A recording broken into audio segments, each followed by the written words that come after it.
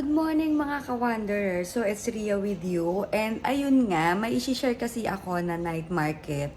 So, kaya nag-video ko ng separate kasi tatlong night market meron dito sa Riga.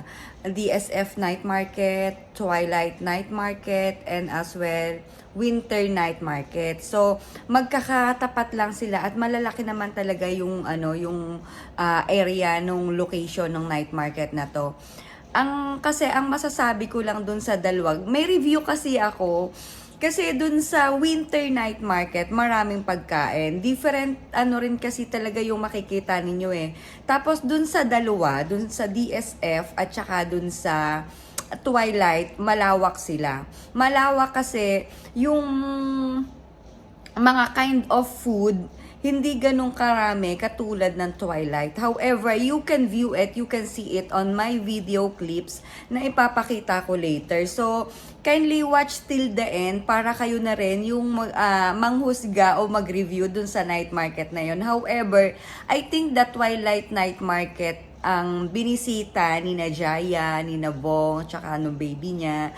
Tsaka the rest is si Angelica Kang, I guess. So, yun yung binisitang night market ng mga celebrities sa atin sa Pilipinas. So, here it is guys. I hope you enjoy this video.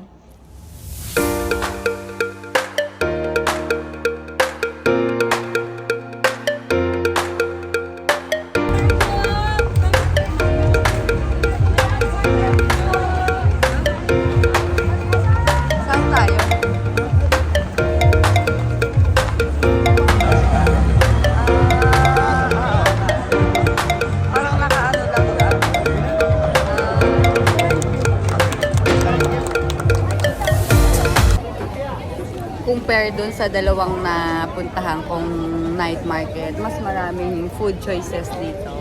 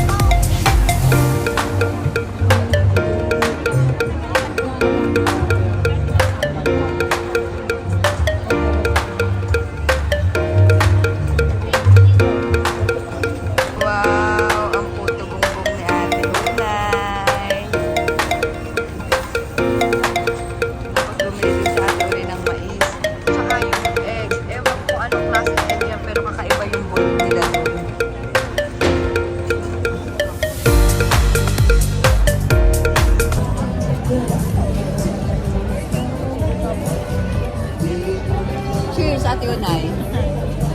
1, 2. Ayun, dala.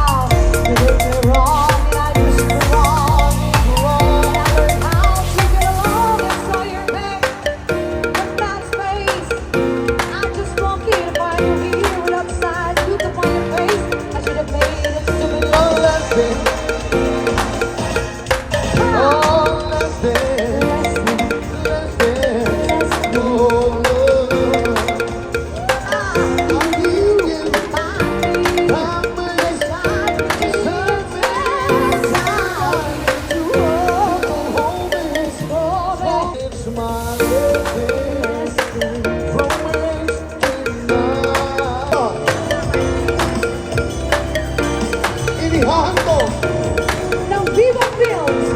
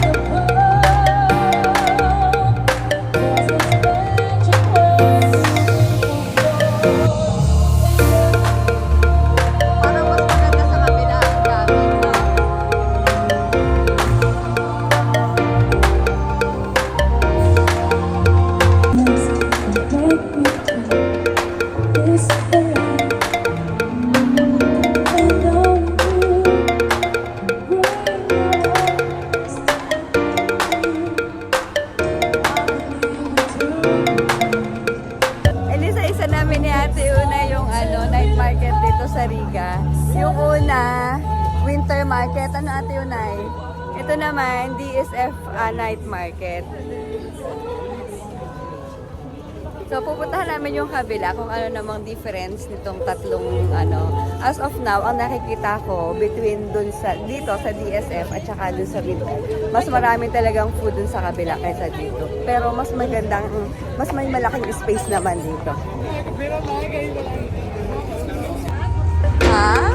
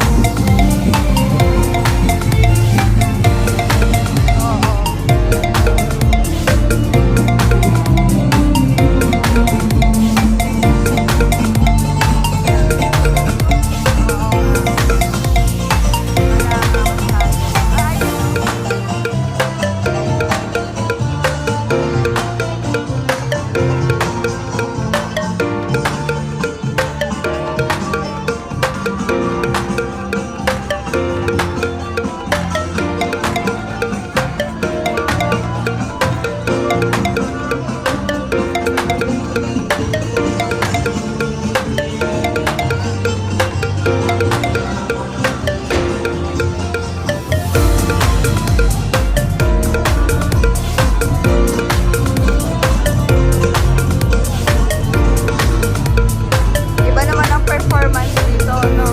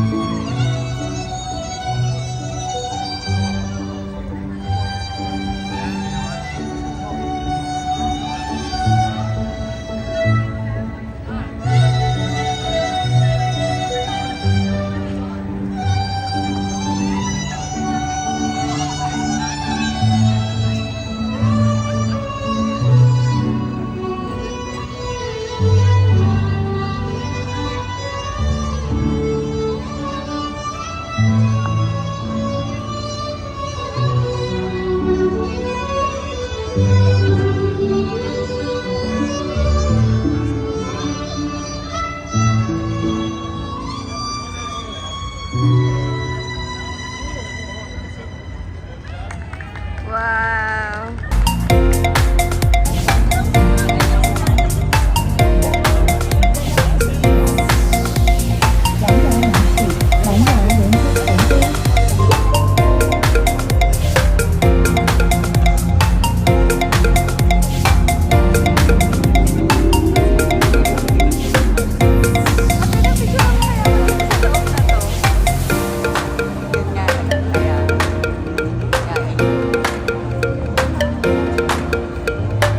Ay, nakapagod na kami. Anong oras na? So, uuwi na kami ni Ate. Ate Unay! Bye-bye! Thanks for watching, everyone. God bless!